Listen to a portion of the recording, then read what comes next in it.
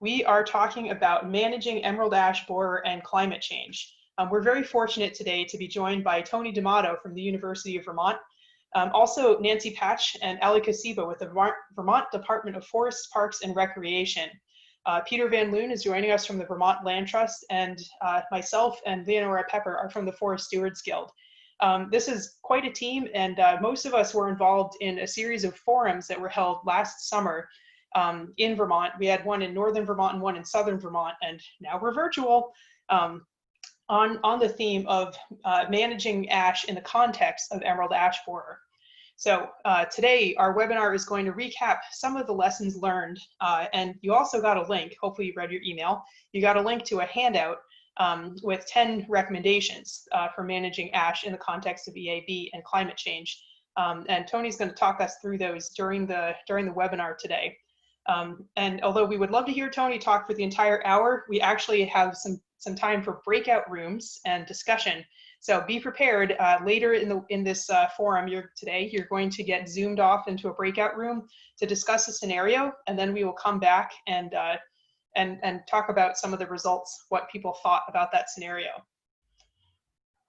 I want to acknowledge, first and foremost, especially in this day and age, I want to respectfully acknowledge that the Haudenosaunee and the Wabanaki are the original stewards of the forest that we discussed today. Since time immemorial, as they will say, they belong to the land where black ash is found. So I ask for everyone on this webinar, please consider this in your forest stewardship decisions today and into the future.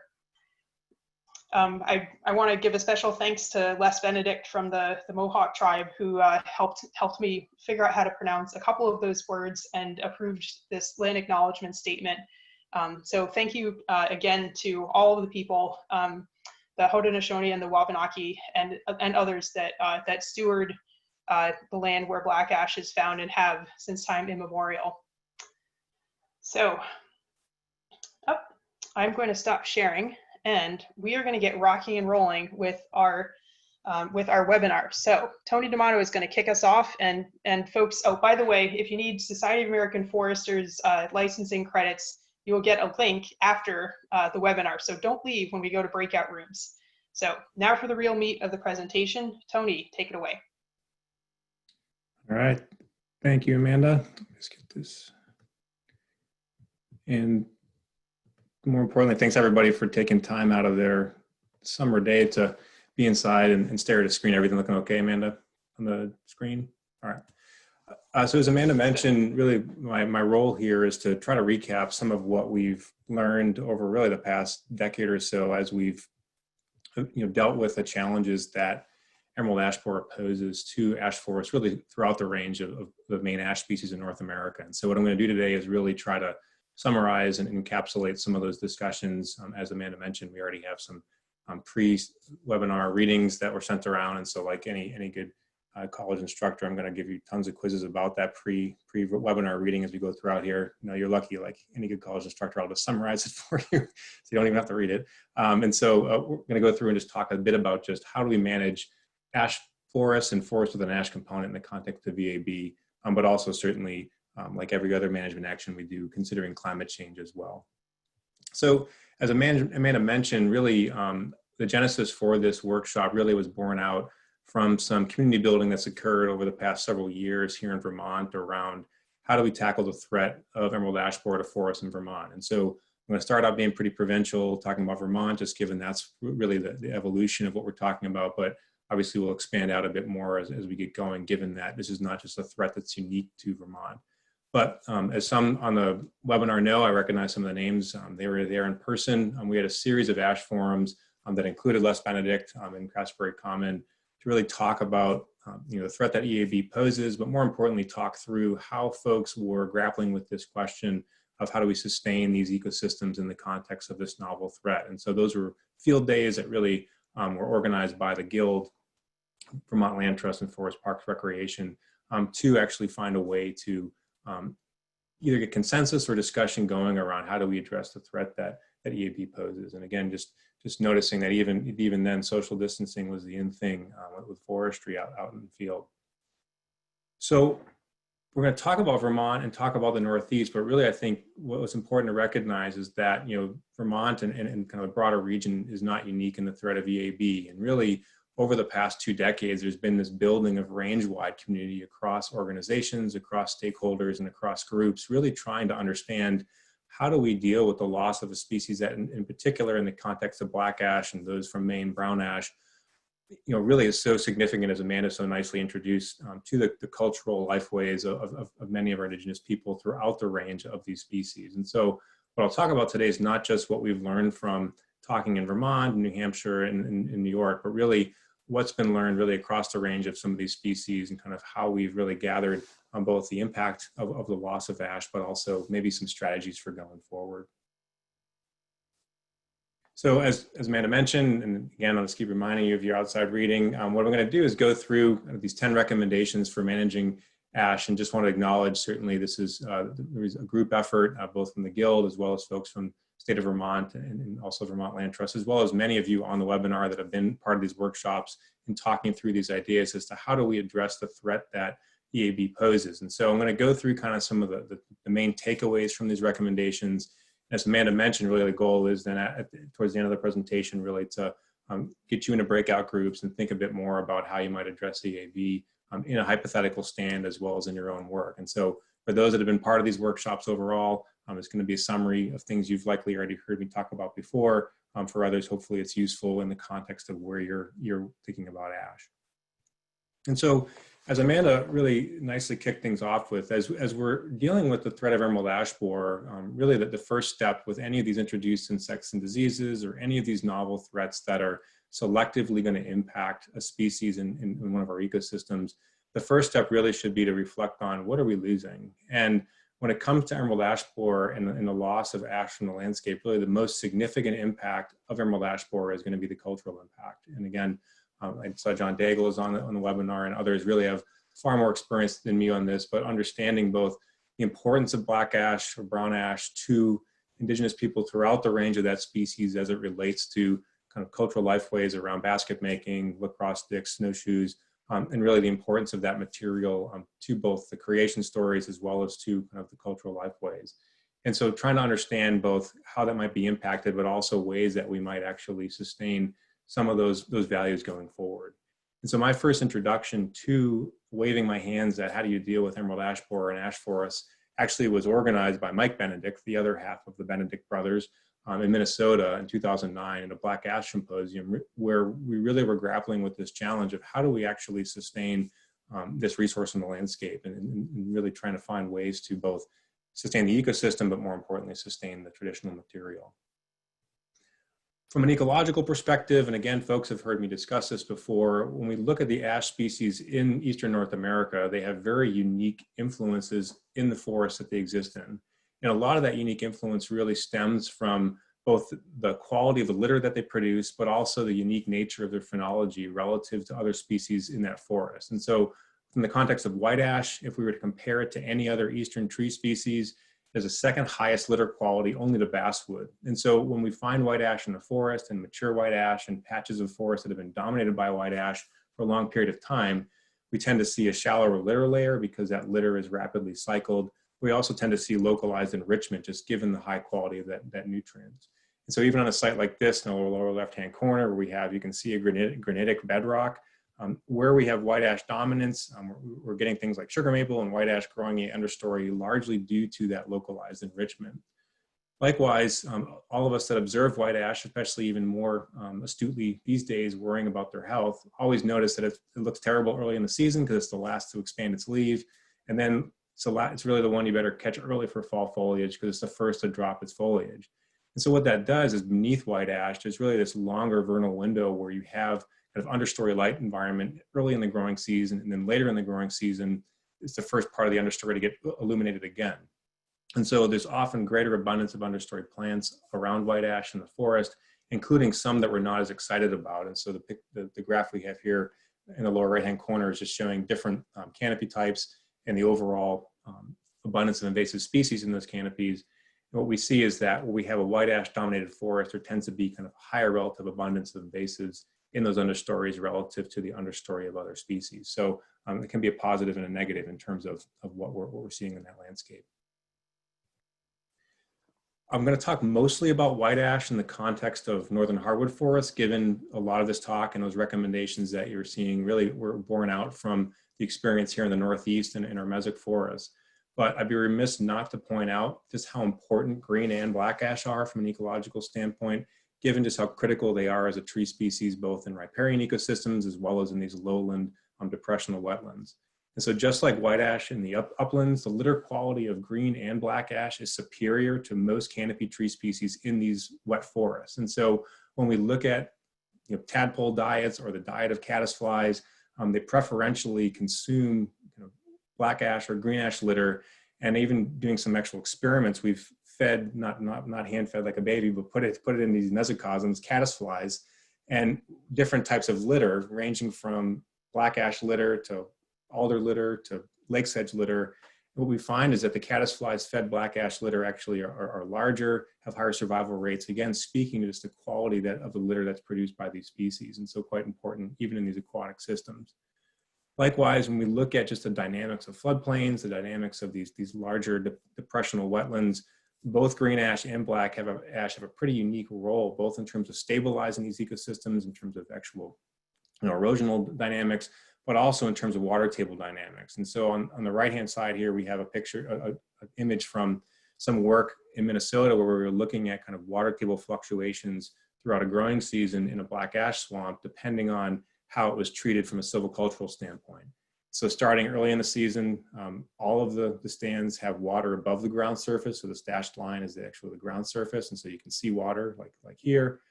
As black ash starts to leaf out, we start seeing this drawdown of that water table. And so black ash is using that water, transpiring that water, as are other plants, and kind of stabilizing that water table dynamic. But when we eliminate black ash, either via clear cutting, and so this gray square here is a clear cut stand, or by killing the trees via emerald ash borer. In this case, we actually played emerald ash borer with draw knives and girdled all the trees. We see this kind of extended period of flooding in those ecosystems. And so really pointing to the role that black ash plays as kind of a foundational species in these forests in minimizing the level of flooding in the rooting zone throughout the growing season. So quite critical. So as we understand the ecological role of ash in our forests, it's worth kind of factoring in, well, how do I now manage an ecosystem within the context of a novel threat and try to maintain some of those values over time? And so really what I'm going to talk about is how do we actually possibly maintain ash as a future part of our forest, even with EAB as something on the landscape that we're grappling with across the landscape. So one of the challenges with emerald ash borer or Asian longhorn beetle or hemlock woolly delegate or any of these introduced insects and diseases is that we very quickly go from kind of looking at this forest here as a mixed stand, there's some ash in it. So in some cases, all of a sudden, all we're seeing is the threat of that organism. And instead of using the sound principles that we've had for a long time around managing for ecosystem services, managing for ecological integrity, we all of a sudden get into this mode of we need to manage the threat of that insect. And what can happen with that mindset is that we all of a sudden start actually compromising some of the other values we have from that ecosystem while trying to actually address this issue. And what that may do is actually compound the impacts of the threat as opposed to create kind of a condition that might provide longer term options in terms of both ecological and economic values from that forest. To that point, hopefully most on this webinar have already put phloem reduction to rest, but one of the key takeaways as we've grappled with this, and this began in the Lake States and has moved across the region, is that when we were first dealing with emerald ash borer as a threat to forests, a lot of the recommendations were being developed in the context of integrated pest management. So you're in an active outbreak, you're trying to contain that active outbreak, and so you're using a combination of insecticides, trap trees, and yes, likely cutting some of the larger diameter ash in that active outbreak as a way to reduce the amount of phloem for larvae. Unfortunately, that's become a strategy that's been propagated across the wider landscape, as if it's a good idea to cut large diameter ash in response to EAB, as it's somehow going to actually minimize the spread of the insect or minimize its impact. And what we can unequivocally say at this point is, number one, harvesting only the large diameter ash in anticipation of EAB has not limited EAB spread, as we're now in the 35 states in 6 provinces. And what it also does is something that we've been taught for decades not to do from a silvicultural standpoint, which is wantonly cut large diameter trees without thinking about the long-term implications on regeneration, economics, and other ecological values. And so just to be unbiased in my geography, here's an outreach pamphlet from Idaho, diameter limit cutting, questionable. Tennessee, sustainable forestry versus diameter limit cutting. If you want to Google Ralph Nyland and diameter limit cutting, you'll get decades of work from him in this region about why we should not be doing this. And so when we're looking at emerald ash borer as a threat, the last thing we want to do is this maladapted practice for kind of managing our forests. And so do thoughtful phloem reduction like we always have done in terms of good sound silviculture. To that end, when we're thinking about keeping future options on the site, really the angle that many of us have been taking on this is it's not just future sugar maple, future yellow birch, it's also future ash and the potential for future white ash in that forest. And so what I'm going to talk about for the remainder of this really is kind of the context that we often deal with here in the Northeast and certainly portions of the lake states and elsewhere where we have white ash in the forest, but it's really a minor to moderate component of a mixed northern hardwood stand. And so we're not talking about kind of wall-to-wall white ash. We're really dealing with trying to keep this minor component still present to some degree on the landscape.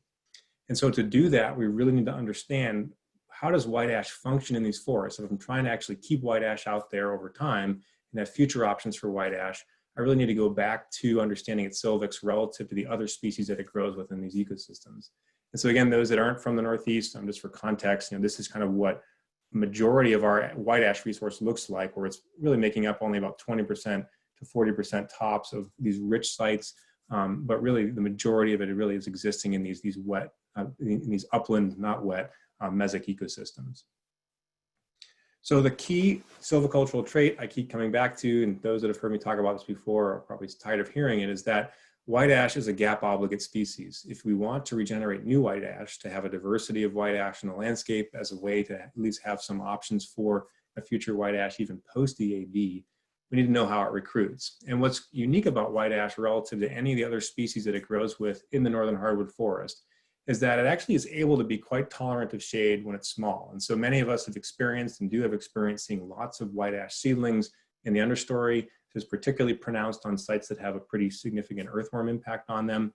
And so we observe white ash in this role and think, wow, this is a pretty shade tolerant tree. But actually once white ash is about waist high, its light demands almost switch to those of paper birch. And so you're going from, pretty tolerant of shade to all of a sudden needing a very large opening or else it's not going to be able to persist. And so if you read your Silvix manual and most descriptions of white ash, it's called intermediate, but it's really an average of what it can do when it's young versus what it needs once it becomes a sapling. And so when we're managing for white ash regeneration, we need to be thinking about large openings and large, not 20 acres, but not single tree openings created by just selective removal. So a quarter acre up to a half acre. And to drive that point home, both in terms of its growth rate and just kind of what it needs, this is a picture from the Bartlett Experimental Forest in New Hampshire, of a 66-year-old half acre patch cut. And this is white ash, the only white ash in that entire patch cut that survived. And so we have a small white ash component, did well in that light environment, but the majority of the stand actually is the advanced regeneration of maple and beech that were released. And so just looking at stem diameters, again, those that aren't familiar with white ash can see, it really can grow, tremendously, but it needs that light resource to be able to actually grow and survive. So when we're looking at future ash in the landscape, if I'm just selectively removing ash, either by harvesting or allowing EAB to selectively remove ash from these mixed stands, we know that that light environment is very likely not going to be enough to get new recruits going in understory. Even if we get stump sprouts off of those individuals, they're quickly going to be outcompeted in a shaded environment. And so if we're regenerating and harvesting ash, we really want to be moving towards larger opening sizes, so group selection or regular shelterwood approaches that would allow us to do that. Plus, besides thinking about recruiting new ash, we want to be retaining mature ash, right? So leaving some ash on that site as a future source of seed and a future source of structure. To that end, as many have already knew or were introduced to as we start thinking about this, not all mature ash or any ash are created equal in terms of their ability to provide future options. And so ash is a dioecious species, so the female and male flowers are born on separate trees. And so priority really should be given to identifying and retaining, where possible, seed-bearing trees, so female ash. And part of the reason for prioritizing those is it's a wind-pollinated species, so you don't need to have a male tree right next to a female, but there's also a much higher natural abundance in general of male trees to female trees in the landscape. So I'm really trying to prioritize female trees. I stupidly introduced this in some talks, and now I've been the one that people ask on a tour, well, is that a male or a female tree? And you know, it's really hard to tell in most cases, unless you're really paying attention to it. And so I would recommend that folks do that. But a few things that are certainly useful that have helped me get within 25% accuracy on this is that certainly early in the growing season, so as the ash leaves are just beginning to elongate, that's when both the male and female flowers are born. The male flowers are much larger, more bulbous, and actually have this reddish hue to them. And so this is the crown of an ash tree this May that I was looking at over in Groton, Vermont. And these are all male flowers. You can see, kind of actually can physically see them quite pronounced. Those familiar with spider gall mite, this is actually a mite that creates a gall only on male ash flower. So it's another way to identify sexes, particularly for green ash. But for female trees, these flowers are often really hard to see. And so I would try to see seeds instead. So during a mast year, when you look at a crown like this, you can kind of see that brown hue. Those are all ash samara, so real high abundance of ash seed. If you can't see the crown, which is always tough from the forest floor, going out in the winter or even the following year, you can still see the stalks. So these are seed stalks I've circled here of those seed-bearing stalks.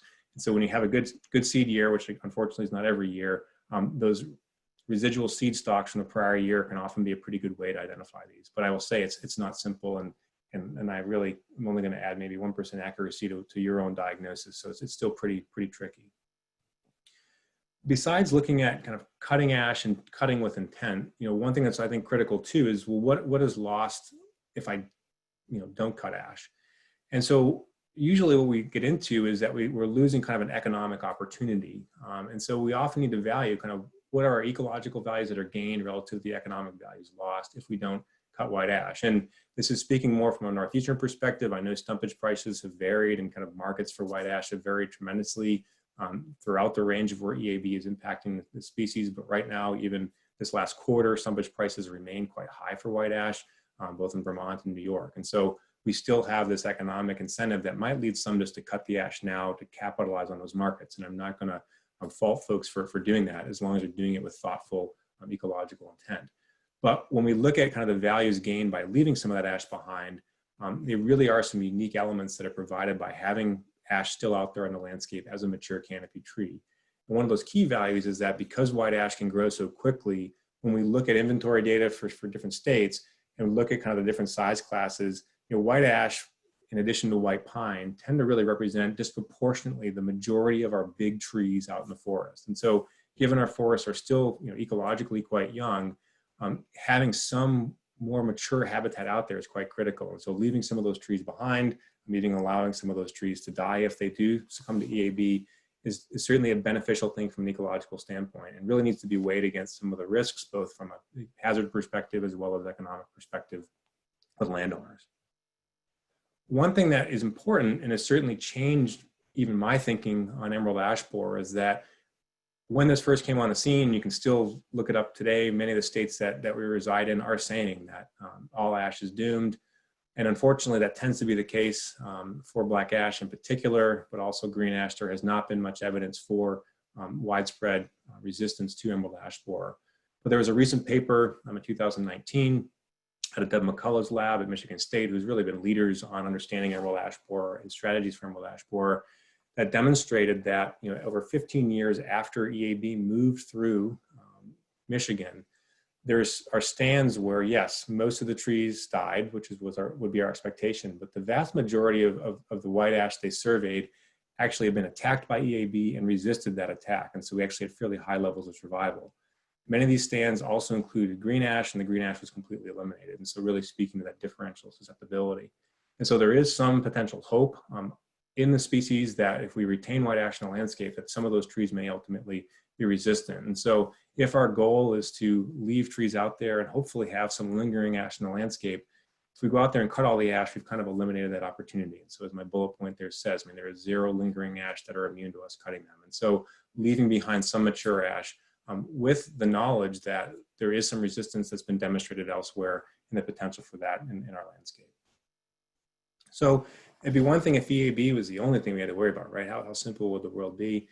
It wouldn't be simple at all, but unfortunately it's part of a broader suite of challenges. And so I'm just gonna kind of finish up talking about, kind of thinking about EAB within this broader realm of issues that certainly on this adaptation webinar series and kind of the greater body of work that the Northern Institute of Applied Climate Science has done really is spoken to. And that is, how do we integrate EAB with some of the other challenges we're seeing, including even this year, those of us in the Northeast. It's been pretty dry and certainly quite hot year relative to what we would consider as normal.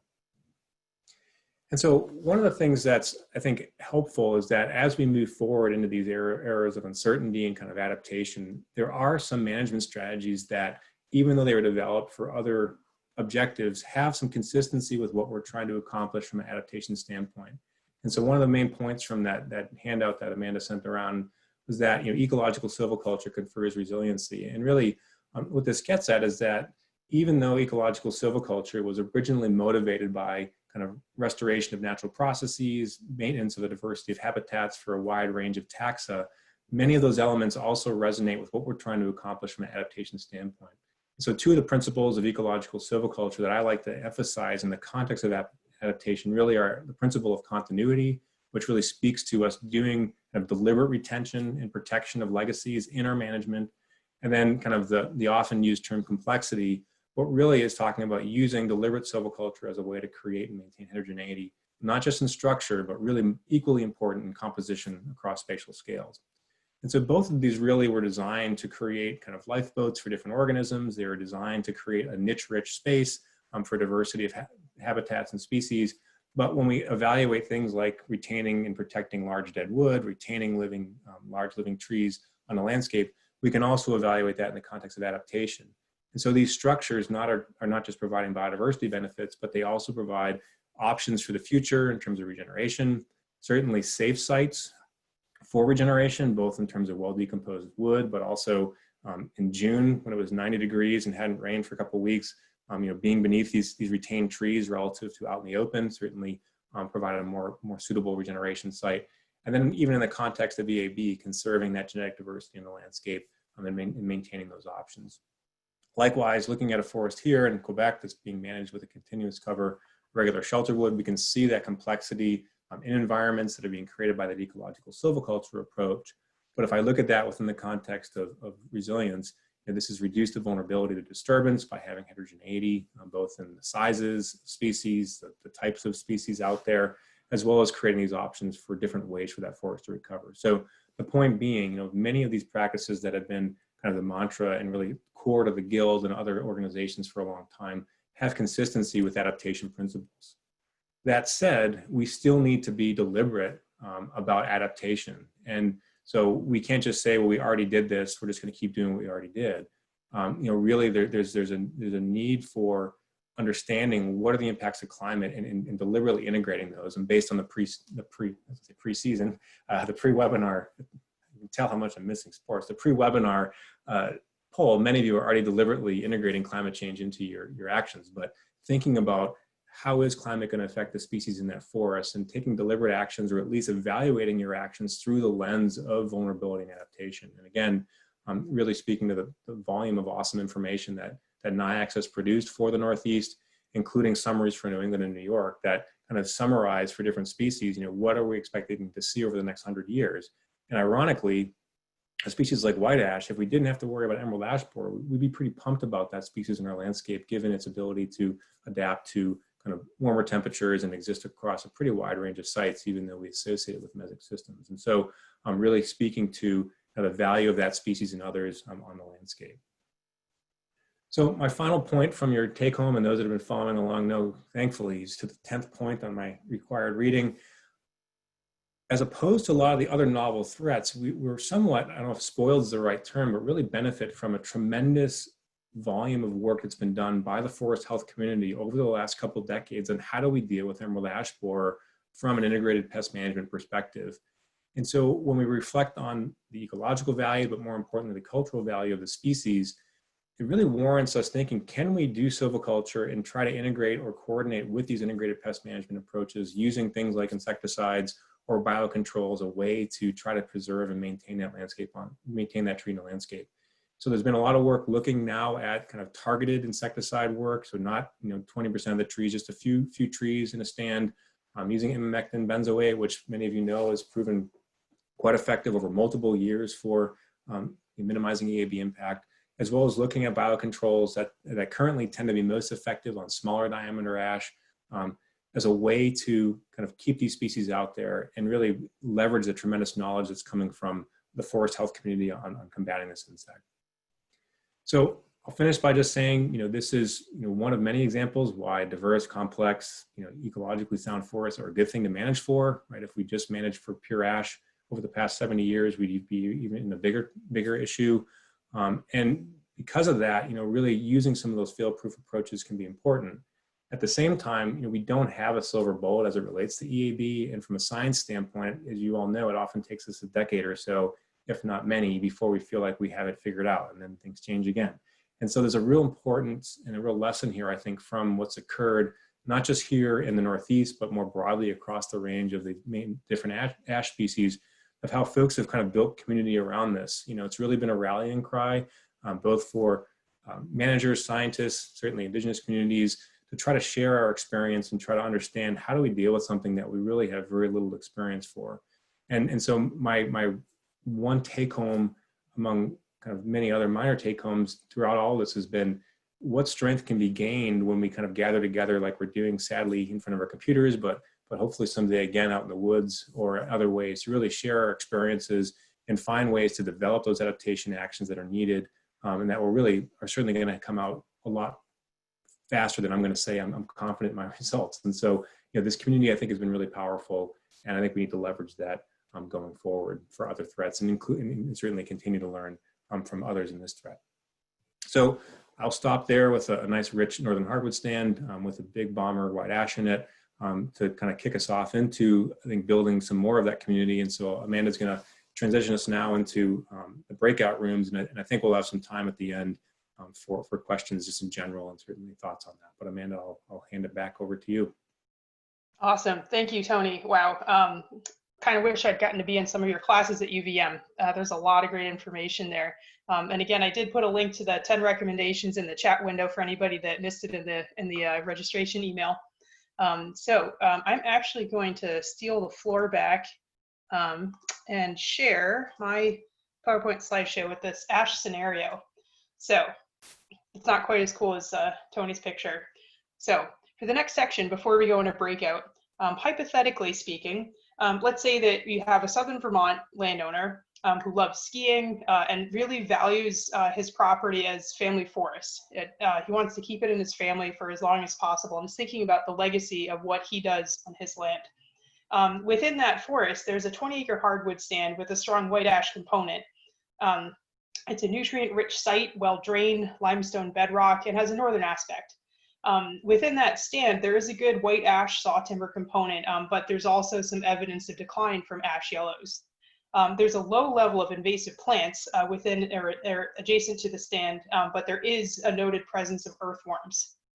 You can also see signs of deer herbivory. Tell me if you find a place where you can't find signs of deer herbivory, but unfortunately, there's very limited regeneration in this particular stand. And in this stand, there was a group selection that was implemented about 10 years ago. So you can find some places where you have a little bit of regen. And you also find a little bit of daylight, sometimes for good reasons, sometimes for less exciting reasons. But within this stand, you want to help this landowner figure out what can he do to promote ash resiliency, and try to make some management decisions on what he would do in working with a schedule. So kind of picture next is I'm going to put that info into the chat window when I find it again. Let me see. Oh, the chat window disappeared. Here it is. Sorry. All right, so here's those bullet points. So I'm going to stop sharing my screen, And at this point, we are going to shift you all into breakout groups. So you're going to find yourself for the next 9 minutes or so in groups of about 6 people, if the technology works for us. We'd like you to introduce yourselves to each other, and then talk about what would you do. You can also talk about what questions you have for Tony, because the last part of the webinar today, we're going to come back and we're going to have a poll to find out what decisions you might make in this stand as individuals. So you take the poll individually, not as your group. And we'll discuss the poll results and hear some final take-homes. So I think Leonora is going to send us into breakout groups. So we will see you in a few minutes in breakout rooms.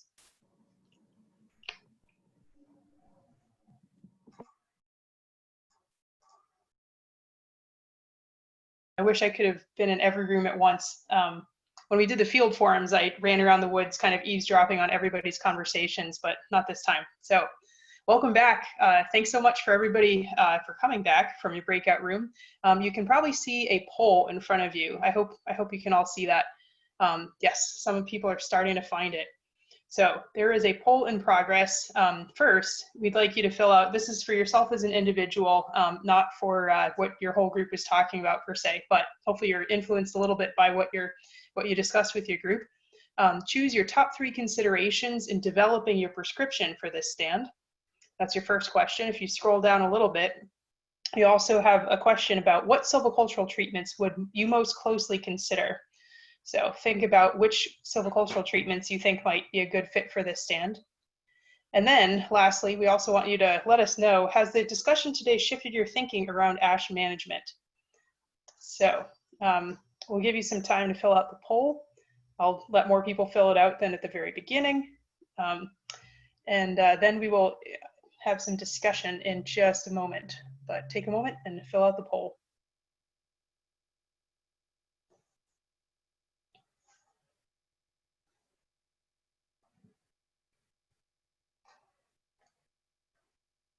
I feel like you need Jeopardy theme music in the background, but that's okay.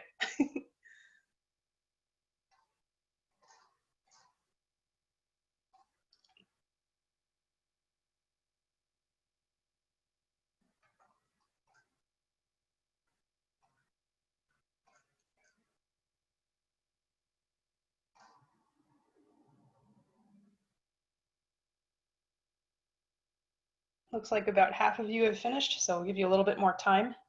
Thanks to folks who have completed the poll.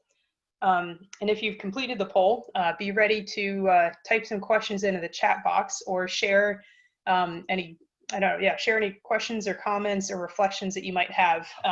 Feel free to start typing those into the chat window.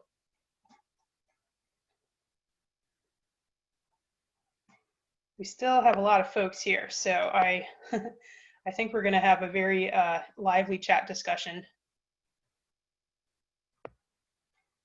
Let's see, 78% of you have voted. I'm going to give you another 30 seconds, and then we'll close out the polls. Ooh. Oregon white ash and EAB. Then we have a question about the earthworm factor.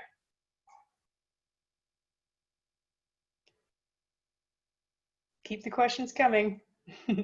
Allie, I saw you smiling. You might feel free to jump in to any of our hosts and to answer it. I just like the phrase the earthworm factor. Thought that was yeah.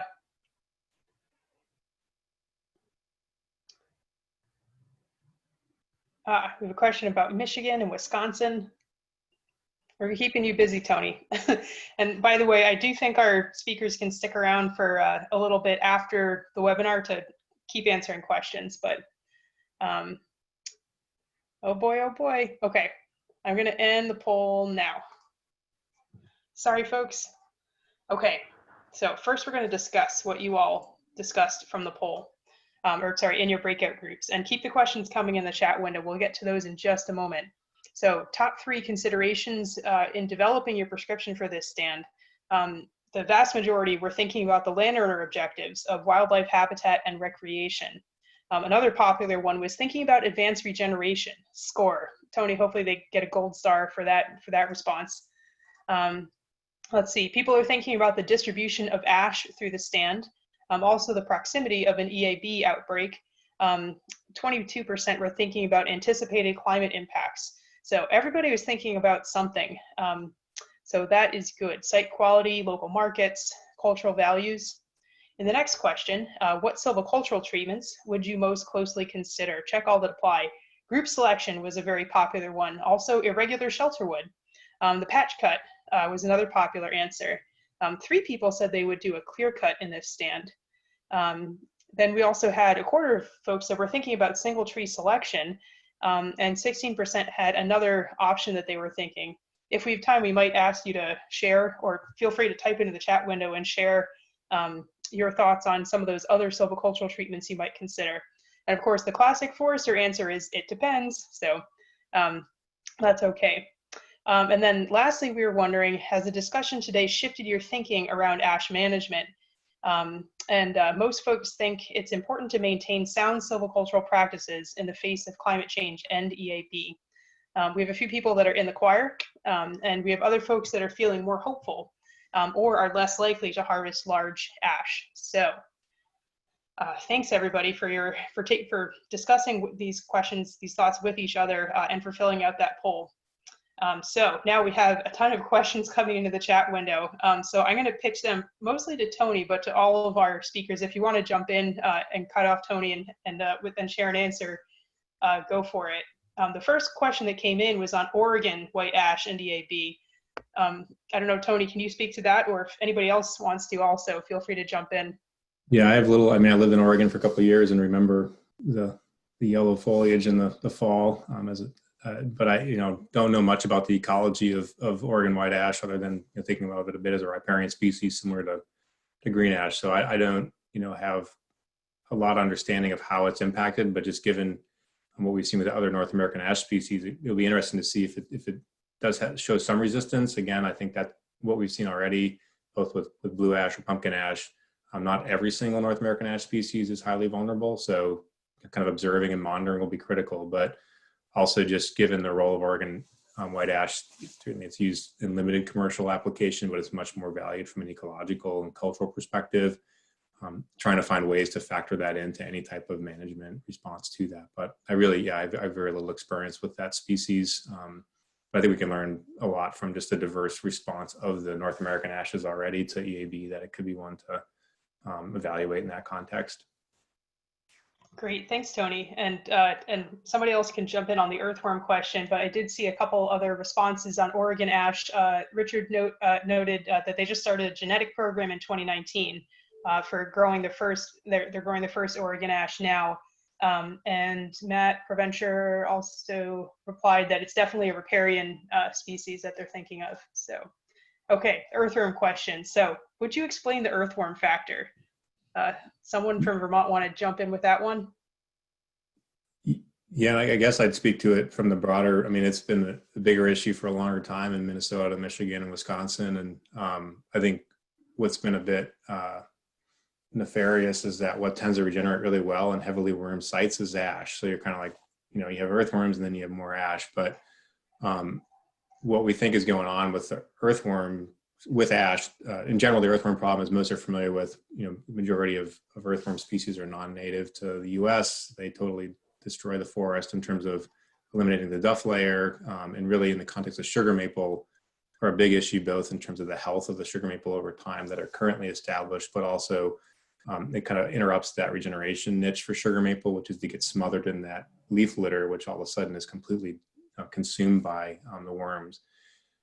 Ash actually is a pretty unique species in that, like, unlike sugar maple that just has one dormancy cue, so it just needs that kind of cool, moist stratification and then can break dormancy.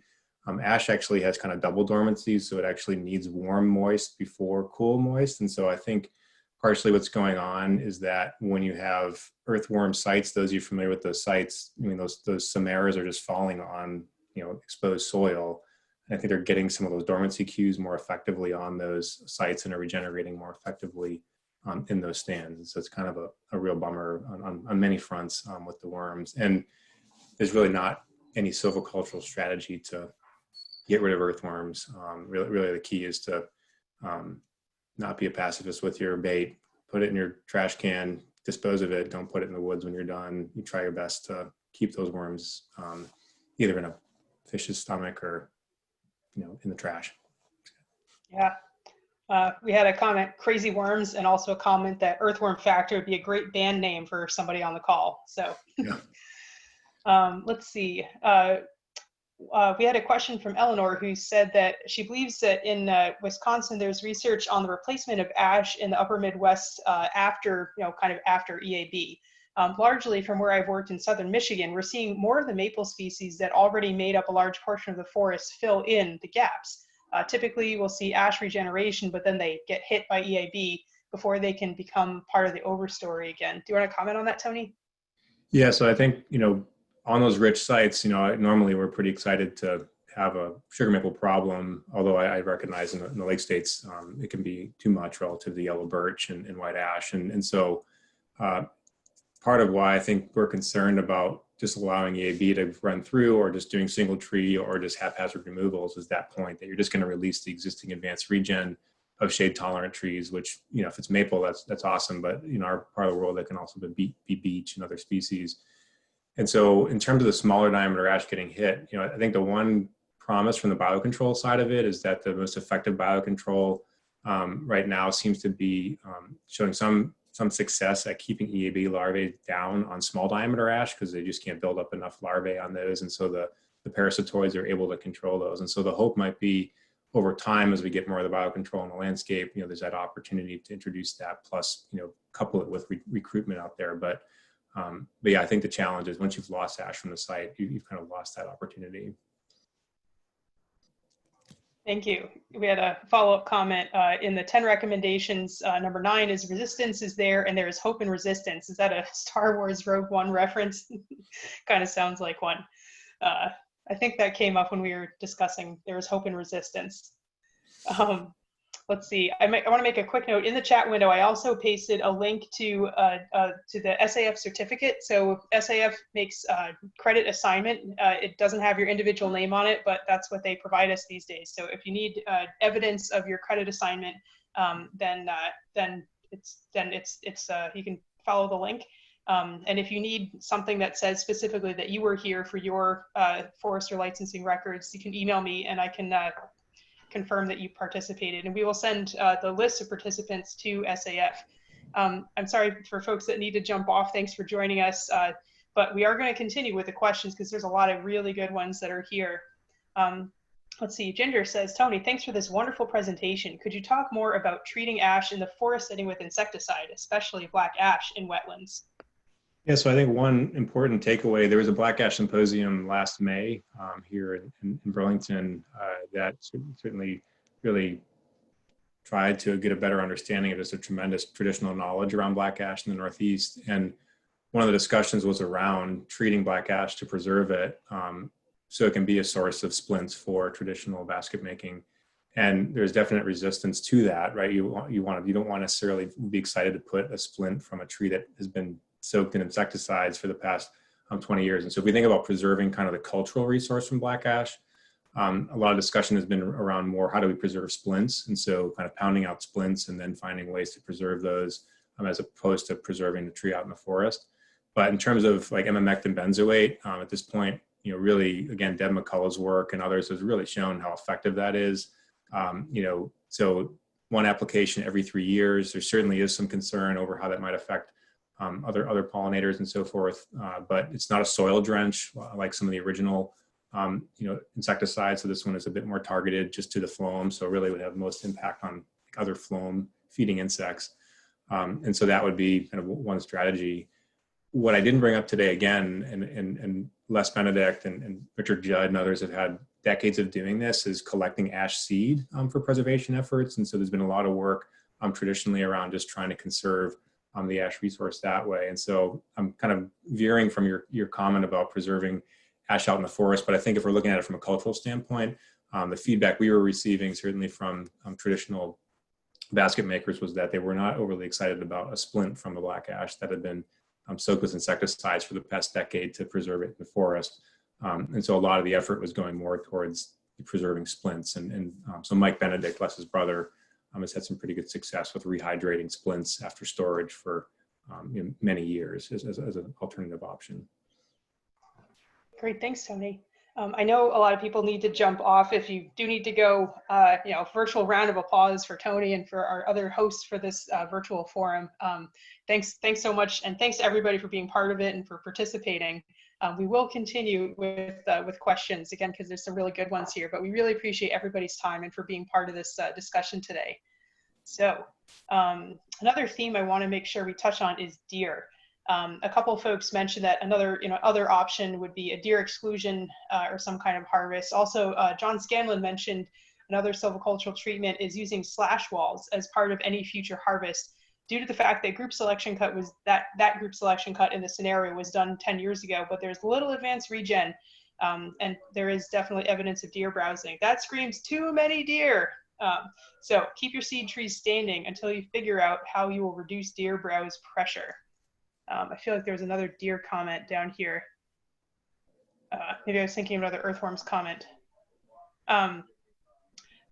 Oh, yes, John shared a link to a YouTube video about slash walls. So this is research coming out of Cornell in New York State. So definitely worth looking into. We're thinking about bringing that into Southern New England as well. Yeah, thank you.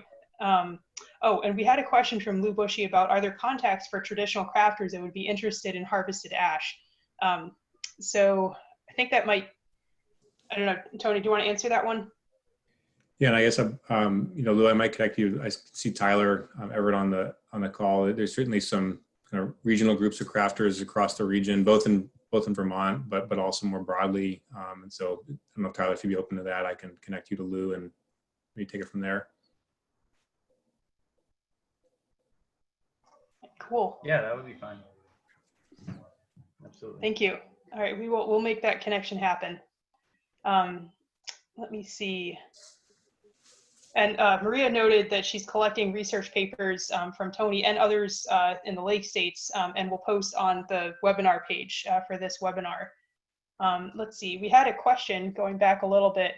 Rick Morrow is interested in learning more about the lingering ash topic and the future research of, in the Lake States and in the Northeast on that subject of lingering ash. Yeah, so I think lingering ash was a concept that was around long before that recent paper. So kind of two different things. With the lingering ash, it was 1% of the population for some reason was not hit immediately by EAB, and a lot of that work, Kathleen Knight and Jennifer Cook and others, particularly in Lower Michigan, were observing that in green ash. And so what they've been doing with that effort is really tracking those trees. Often what they find, some of the characteristics are large, healthy crowns, so things that we would view as a good retention tree anyway from a vigor perspective. And now what they're trying to do is at least some breeding work to try to, breed some resistance into the species. So lingering ash, there had been some hope initially when EAB first was getting into the Upper Peninsula. Some black ash seemed to not be hit. Andrew Storer's group was looking at those, and then ultimately they were hit. So not every lingering ash ultimately shows resistance, but there are some out there. And as I mentioned, none of them are immune to you cutting them down. So it's worth leaving some behind for the opportunity for them to linger. In terms of the white ash piece, definitely that was much more surprising in terms of the level of survival. And I think even though it was said early on that the ranking of susceptibility is black ash 1, green ash 2, white ash 3, most assumed all ash were doomed equally. And so that work really showed, over 15 years, those have been populations of trees around EAB. They've been attacked, they've fought off EAB. Those familiar with that part of the world, a lot of those were kind of old field white ash, green ash stands. So what they were finding in terms of the white ash that did show resistance, it wasn't the large kind of white ash in the stand. It was more kind of the more vigorous kind of intermediate size classes in those stands. And there was also stands that weren't overstocked. So there was some evidence there that individual tree vigor mattered, not just species. But I would treat that as a bit different than lingering ash. It's almost like there's true resistance in some of these stands. When you see 90% survival, but both of those nonetheless speak to the fact that we shouldn't just cut it all down. I mean, it's worth, if you can do it, both from a economic but also safety perspective, and leave it out there.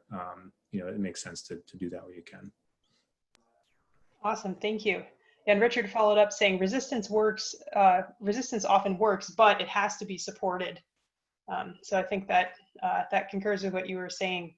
I wanted to pivot. I saw a question. Well, Paul Stacey's, I think he's no longer on the call, but he said, with so many foundational species lost or in decline, including ash, how can we manage for species diversity?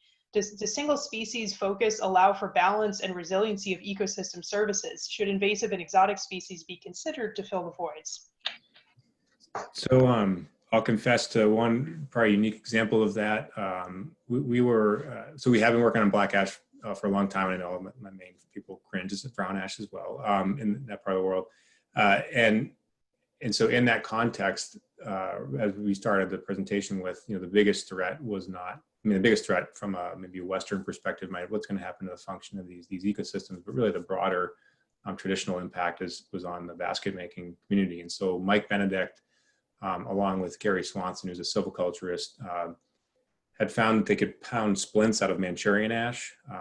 It's not easy, but you can get splints out of that species. And so part of what we looked at as an adaptation strategy in these black ash wetlands was planting Manchurian ash along with a bunch of other native wetland species. And I've been thankful that it hasn't survived very well, because I get a little uneasy about putting a non-native out there to deal with another non-native threat. But to your point, the cultural value potentially that could have replaced would have been high. So I think there is a need when we look at loss of a foundational species, whether it's Norway spruce for hemlock. Again, they're not one-to-one, but for certain bird species, there might be similar functions of that that canopy structure as a hemlock and so forth. Looking more at the functional role of those species as opposed to an exact replica for that species in the landscape can be pretty important. Yeah, and sort of on that note, Tyler says, if this stand had pockets or corridors of brown ash, where might you apply girdled trap trees pending the arrival of EAB on the site? Yeah, I'll defer to the forest health. There's forest health folks on the call. If there is someone that's been doing trap tree work, they're pretty darn good at signaling to each other once they find the tree.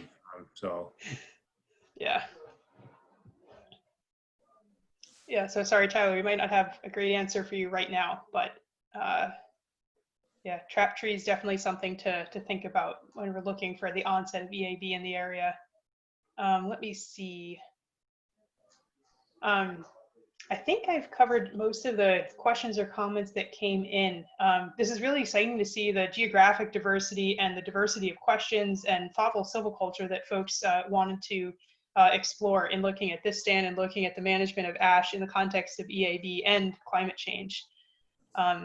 Oh, Tyler asks, is there a lot of biocontrol release sites in Vermont? Allie, do you know of that for sure? I know they've done. Yep, FPR, the forest health team. I wasn't involved, but I am aware of it. Maybe Nancy, you know about this too. But yeah, recently, just this year, released some biocontrol wasps. I know that one site is actually not in Waterbury or area, so I think they're scattered around. But based on where we have outbreaks in Vermont, which is not a huge number. A lot of our outbreaks have been kind of more on street trees, so they're looking for an intact forest spots to do that. But that has happened. We don't have any results yet. Yeah, it's it's amazing to see as we were putting this forum together, thinking about how much new information is out there, even since a year ago or 2 years ago. So it's good to always reassess. And so the integrated pest management stuff might become even more relevant in the forest environment pretty soon. So we'll try to keep an eye on that. Maybe we'll have another forum next summer with more new info. We'll certainly keep Tony busy. Let's see. Lou Bushy, thank you. Said that biocontrols have been released in Plainfield near the state forest. Bill has asked a good question. What is the current mortality rate from EAB? He's heard numbers from 99.8 to 94%. And sorry, I know Tony didn't maybe bring that exact slide from that Canadian study, but. Yeah, I mean, I think that had been the general thought on it. And so the lingering ash was always like a 1%, was not impacted, but, some of the more recent work is showing that you can have 40, 60, 70 in white ash, but in general, we're still seeing pretty high rates of mortality in most places that it's hitting. So there is that trade-off there to factor in that, yes, there's hope, but there also is a lot that shows that EAB can be quite impactful, especially on black and green. That unfortunately is pretty close to 99%, but for white, there's a lot more variability there. Yeah, and trees are more than statistics. So we always want to see more of them, and they all have life and personality. And especially when you're thinking of, private landowners in northern New England, which we have a lot of, then, thinking about individual trees and what they mean in a specific special site or a specific ecosystem, and especially thinking of the cultural values of the basket ash, we definitely want to think about the trees as more than just statistics. Let me see. Richard had a good kind of wrap-up note. He says it's very important to document how important a species is, the stakeholders, and what are the possible solutions. Things like genetic resistance can work, but we need to have the stakeholders. So thanks, everybody. I think this is probably a good point to wind down. Thanks, everybody, for being part of today's forum and for submitting some really awesome questions, for being actively engaged in the conversation and sticking around 11 minutes after the hour. This is a really great group, and I hope that you will take all of these stewardship ideas out with you and recognize the value of ash as you're managing in the forest. So thanks, everybody, very much. Thanks, Tony, for bearing the brunt of all the great questions that we got today. My pleasure. Thanks, everybody. Take care.